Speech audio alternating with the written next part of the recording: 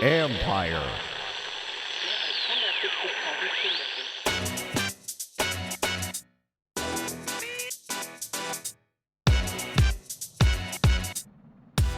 Getting to the bottom of the Washington Redskins' biggest stories, Dwayne Haskins and Trent Williams. This is the Football Jones Podcast.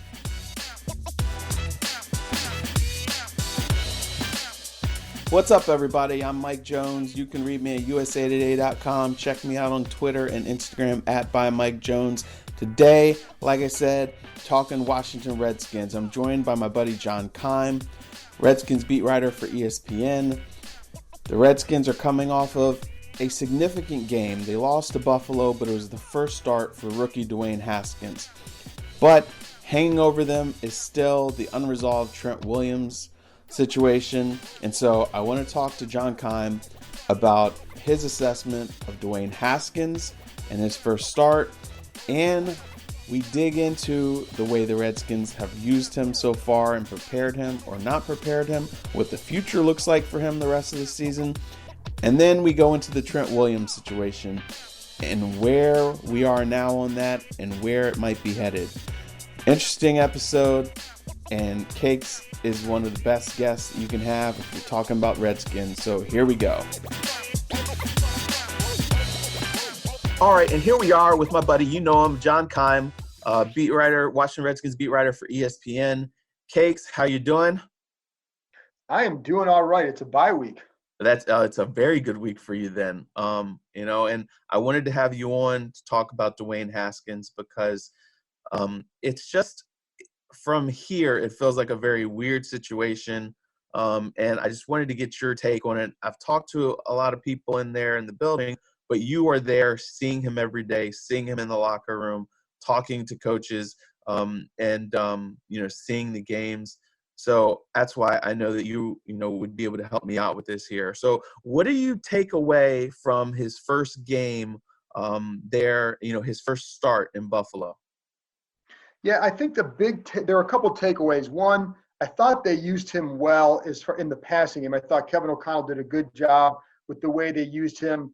I didn't think they put, they kept the play. They used a lot of day one install plays for him to keep it basic for him, but just to simplify things for him so he could play more comfortable, play with a little bit more confidence, and feel good about what he was doing out there. So I think that was smart. They gave him some half-field reads, and I thought he executed better than I think some people maybe were anticipating because he hadn't shown certain things in his first couple outings in relief.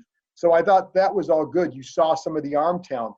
Now, they didn't attack downfield. There were no huge plays like that, but he also wasn't turning the ball over against a very good defense. So there was that. I think, Mike, too, what we also saw after the game was, after the Vikings game, he was like, we're standing 5 feet from the podium or so, and you could barely hear him. Wow. And, and I don't like, I know like they say he's a competitive kid and winning matters to him. And I believe all that. But I also think the quarterback has to project something too.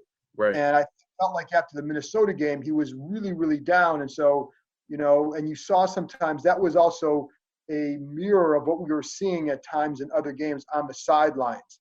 You didn't see the same energy before some games when he knew he wasn't going to play or he wasn't starting. And so I think like after the Bills game, I saw more of an even-keeled guy, a guy who was, there were times where I always like about him, he can explain some things about what he saw or a decision he made. And I felt like before the game, I was around him near the field, and it felt like he had more energy. It felt like he was moving around with a little bit more confidence. So that's all good. But I think what it also speaks to, Mike, is that he's still a 22-year-old kid in many ways. Gotcha. I noticed that they didn't take any that deep shots. I know they were playing, a safety high to take that away. But do you think that some of it also was they didn't trust him to, or what did you take from that? Because he's got a big arm. I just kind of wondered when I rewatched the game why they didn't air out that big arm some. Yeah, and I wonder that too. And I think there were some definite times where the middle of the field is open, and they always say attack the grass, and so there were some areas open maybe not as much deep, because there were times with the deep safety, sometimes he was 15 yards deep, sometimes it's 20 to 25. And they were giving them, on the cover 3 looks, they were giving them those hitches and comebacks. And so I felt like they took advantage of some of those. It would have been nice to see a shot or two down the field. I think he's only attempted 2 passes of 20 or more air yards this season. Wow. That's not going to be his game, I don't think. So you would like to see more of those chances take place. There were some times late in the game where they would, and one thing the Bills did very well is they did rotate their coverage post-snap. Now, I think it becomes, they're probably going to do that, so you got to be aware of that. There were some times, it's usually showing a cover 2 or a 2 high look, rotating to a cover 3 or a single high.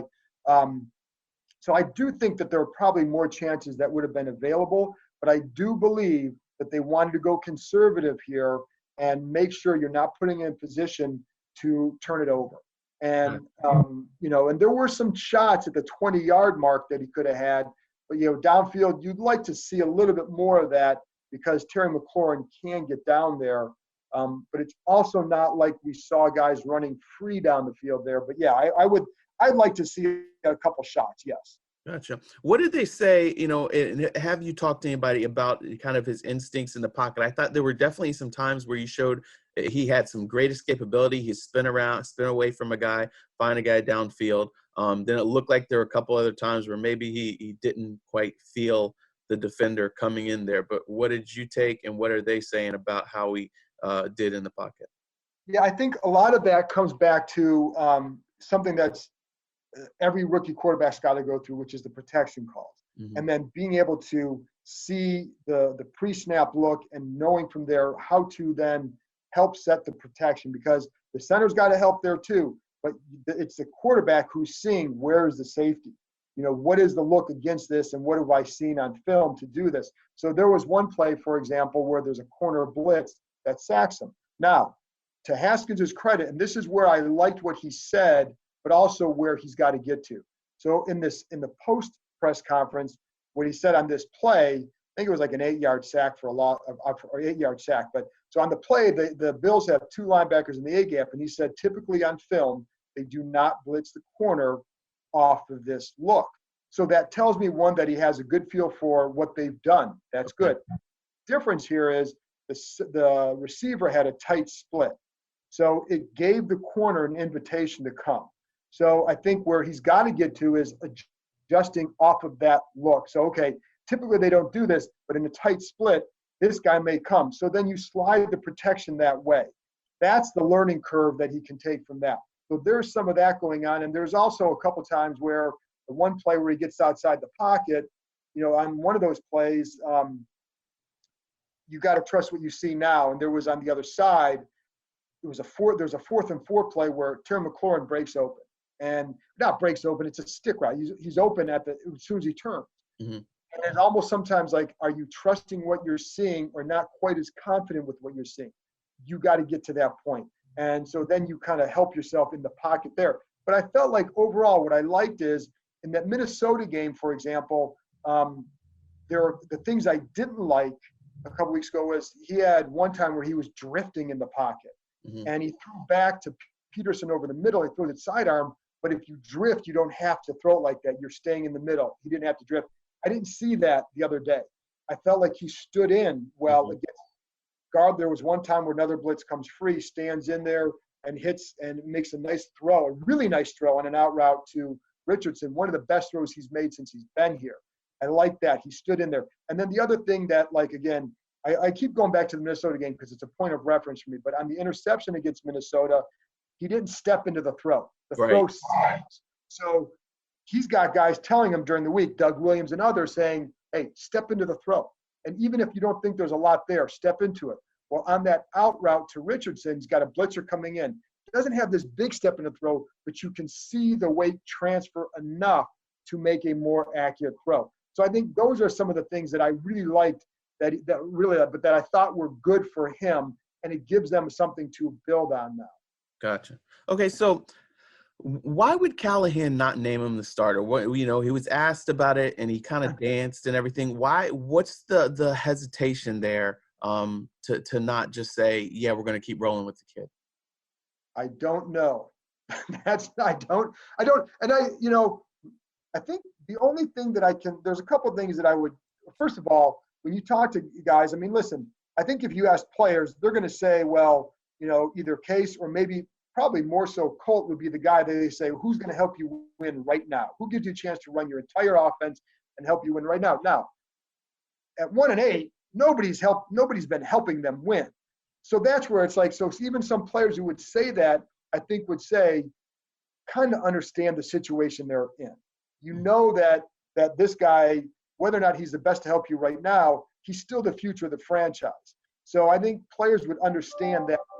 From Callahan's perspective, I don't really know why he would, but just thinking about it, maybe it's as much like you want to see how he responds to what just happened in that game.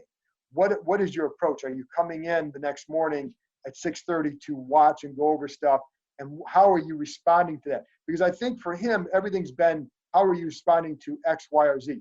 How are you responding to being in a dysfunctional situation where some people here don't want you? And the response wasn't always the best. Maybe understandable, but you can't just say, oh, well, if you're a team, you can't just say, well, he's 22. We'll just, you can respond a certain way and everything's okay. That's not how it works. We might understand the response, but they need to see a different one. So the last few weeks, the response sounds like it's been better. So that's the only thing, Mike, that I can wonder is, are they waiting to see something, how he handles this week before then going forward? Because if you see what you want to see at 1-8, you're coming off a game where, you only produced 9 points, but he wasn't, you saw enough where you can say, okay, let's see more. Gotcha.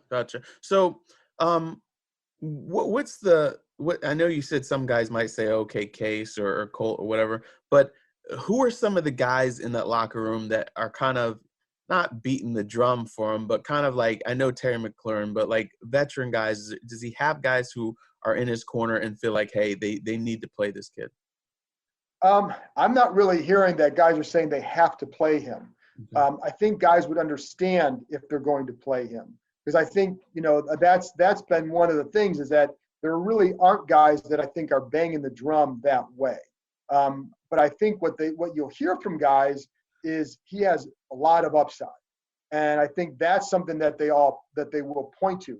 I think he does have a guy like Adrian Peterson who is going to try and get him in that right direction, or at least give him the words that he needs to hear, encouraging words, whatever. And I think like Terry McLaurin will do that too. McLaurin will talk to him about, staying even keeled and not like he's a guy who lives and dies with each play, with each rep. You've got to be more even keeled. And I think so there are guys who are telling him things and staying in his corner that way, because I think while they're looking at their here and now, they're also able to see that this kid is the future, and part of developing this kid is staying in that corner and getting him to, if they. So I don't want to say, because if I say focus the right way, I don't want people to think that they right. But staying focused and pushing your energy in a certain direction. We've all been in situations where your energy can go one way or another, positive or negative, and in any work situation that's the case, right? So you've got to make sure that you're pushing that energy in a positive direction and doing the things that they want to see from you. So I don't think there's necessarily any guys saying that per se, but I do think that there are guys who understand what he is here and are trying to help him get there and keep him motivated, keep him sharp. Because I think, it was clear early on that maybe the motivation was lacking a little bit, or not.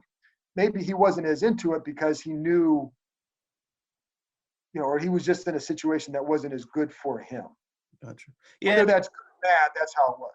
Yeah, I mean, some people are like that. You would like to see a guy go out there and do everything, to the letter, whether he's playing or not. But some people actually need that to be able to be engaged. And I guess that's just kind of understanding maturity, also understanding the guy you're working with there. And I agree with that. And there's, and I've said this before too, like, he's a 22-year-old kid who they need to be a 30-year-old quarterback. In an ideal world, he doesn't play this year. Mhm. And because they knew when they drafted him, it would take a while. And they were okay with that. And that's one reason why they went out and traded up to get Montez Sweat, to give them a first-round pick who could help now. And, so I think they understood that, and they were willing to live with that. The problem here isn't Dwayne Haskins. The problem is that everything else fell apart around him. Now he becomes this guy who's like, okay, now where are you at? And so I think there was so many things that contributed to this that are outside of his doing. But now he's the one that we're all going to look at, because you're 1-8. What else is there? So you're right, and that's not everybody develops a certain way, matures the same time, and all that. And I think this is where, like, some people would have said, oh, it would have been good for him to go back to college so we could see more of that growth there. But you don't have that luxury anymore. But I think that's part of it. I think that inexperience, and again, you're Mike too. He's a kid who's never had this level of adversity while he's been a starter, whether it was in high school or college. In college, he sat behind JT Barrett, and he stayed there, and he eventually emerged. But when he started, there were no issues. I mean, he had to grow there, but he was growing around talent. So what you're seeing is results, and coaches see process, right? So like there were times last year I'd watch him as an Ohio State guy. You're watching him and saying, okay, he's got to get better here. But while he's got to get better here, he's putting up numbers. Then the numbers went off the charts later in the year as the stuff progressed more. So I do think there's an element of that while everybody would like him to be a certain way, right now he wasn't there, and they knew he wasn't going to be there, and they knew it was going to take time, and it is. And now he's got a chance to grow and see. Again, my big thing is, how do you respond to this? You know this with kids and sports and all that. It's a journey with everybody, and this is all part of it. It's you can't look at just results oriented. You've got to look at process oriented when you're trying to develop the foundation for a young quarterback. So, I mean, I know Callahan is saying this, we'll see, but it doesn't benefit him at all, I don't think, now the rest of the way, to not be playing. They're 1-8. You hear people say they need to evaluate them to see what they have, so they can, because they're good quarterbacks coming out. The impression I've got is that they're not going to draft a quarterback in the first round next year. But still, for his development, he needs to be playing. Absolutely. And I think, again, 1-8, and I'll be honest, Mike, you know how this works. Like, as a reporter, this is all we have left to measure. Because, I like to go back and watch games. If Case Keenum's in there and they fall to 1-9 against the Jets, it's going to be hard to go back and watch some of that stuff, because I'm like, what are we watching here? So I agree with that. I don't know. Like, the concern I would have is, if you don't go back to him, what message does that send him and everybody else? And if you're trying to build something, then I think you need to continue that message of, like, he is developing.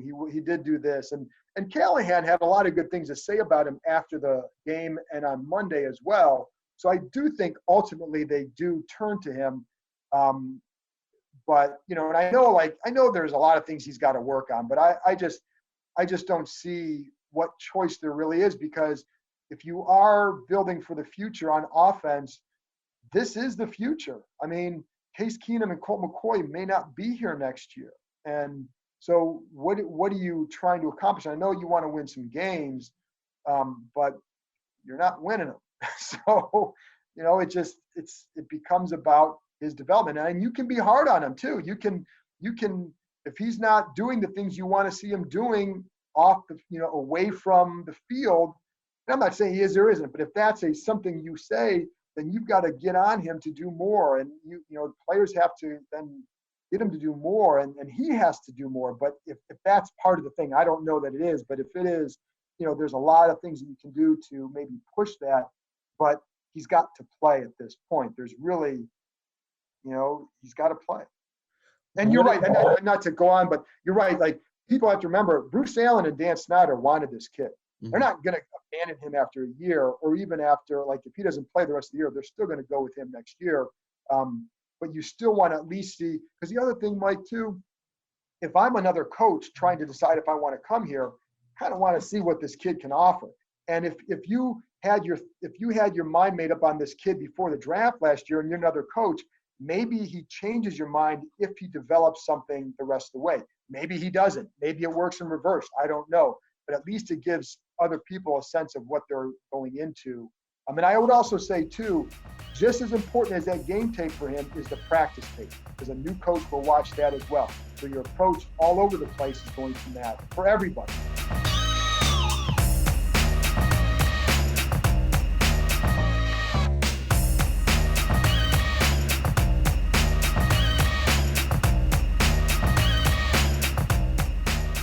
Last one for you, Cakes.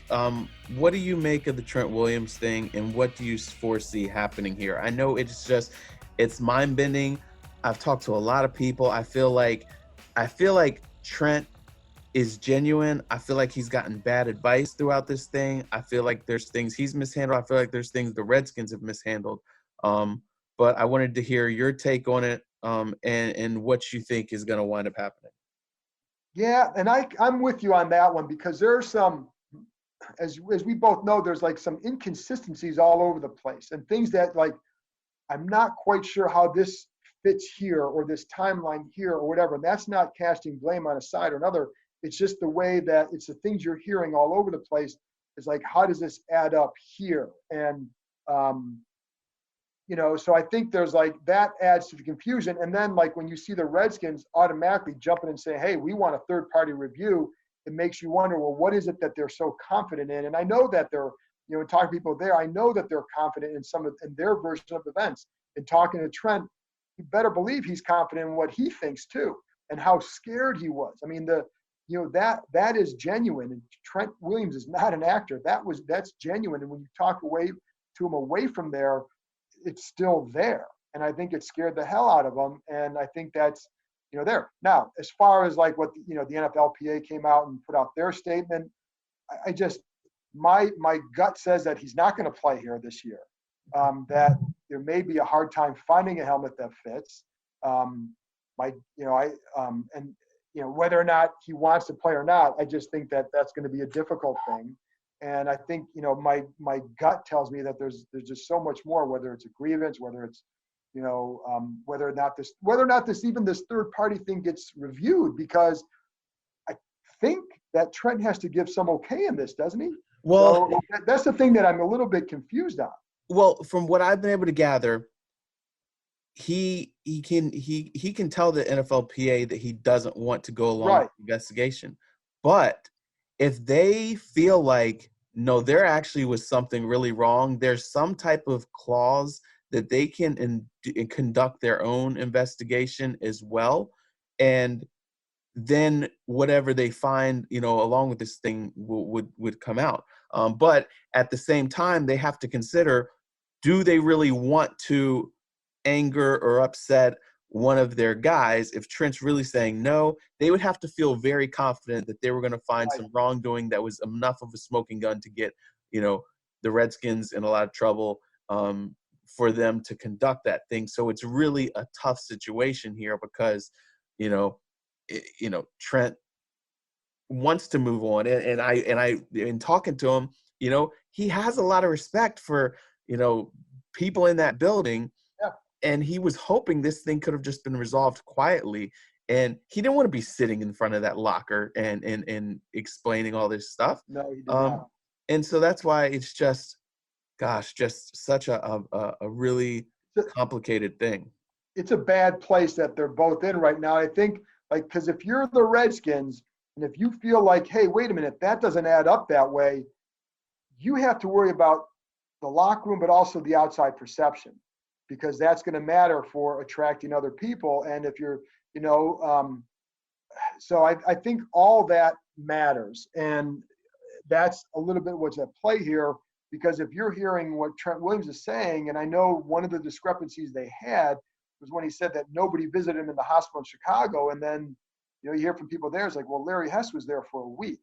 So, that's like, okay. But again, when you talk to Trent and you see the pictures, I saw the pictures of his scalp after the surgery.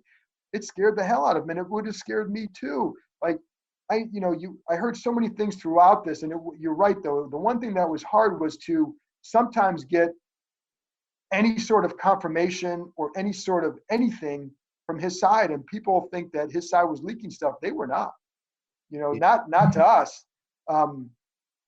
Maybe to D Hall, but not to many others, man. Because that's where it was hard to get sometimes to be able to piece together a fully accurate picture of what this was about. Now, from the Redskins end too, Mike, that they always felt like this was as much about money as anything. And Trent did say that, he wanted the guaranteed money. And like part of it is like, okay, if you want me to play here, I want this guaranteed. And, we all would like guaranteed money. But so I think there was an element of that as well. But is that something that says, if you're going to want me to play here, this is what I want?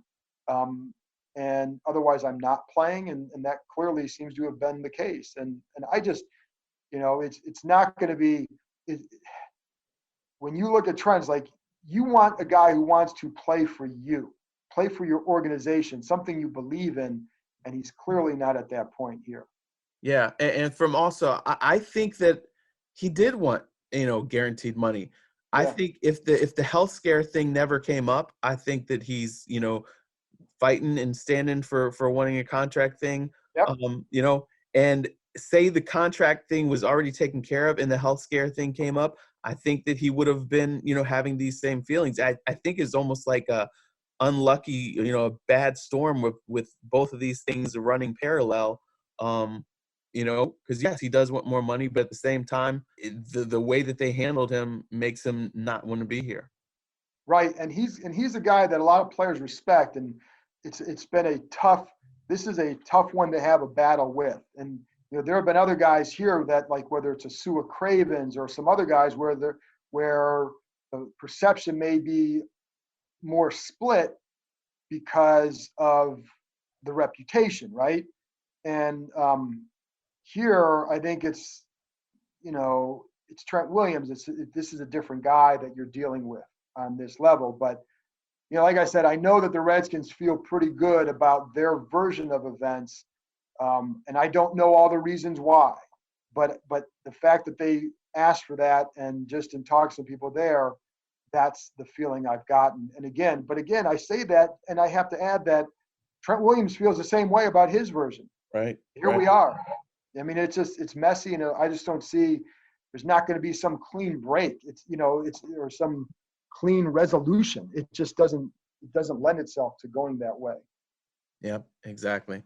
Well, Cakes, I know that you're busy. I really appreciate your time. We're going to continue to follow both of these stories, Dwayne Haskins, Trent Williams, the rest of the way. It's we got 9 more, we're with 7 more weeks left in the season. 7 more games for them, man. 7 more. Yep. 7. All right. Tell everybody where they can find you, Cakes. Awesome, Mike. On Twitter at John_Keim, Keim, and then podcast, the John Keim Report. And on ESPN.com, I got to say that. They kind of pay the bills. Yeah, I was about to say. Goodness. I buried the lead on that one. ESPN.com. Guy gets all big time with his own podcast and everything and just forgets where he came from. All right, Cakes, thanks a lot. Oh, and I will be seeing you later this week. Awesome. Yep. There we go. Channel 4. All right. That's right. Redskins Showtime, NBC4 on Sunday. I will see you, man. Thanks. See ya. Hope you enjoyed that. The Washington Redskins are on a bye this week, and then they will get back to work next week facing the New York Jets, which should be a winnable game. We'll see how this thing continues to play out for them. Hope you guys have a great rest of your week. We'll be coming to you Monday morning, assessing the latest action and also taking a look at a rather intriguing position group that is on the rise right now in the NFL. We'll be getting into that with a special guest Monday morning. Thanks again, and I'll catch you next time for another episode of Football Jones.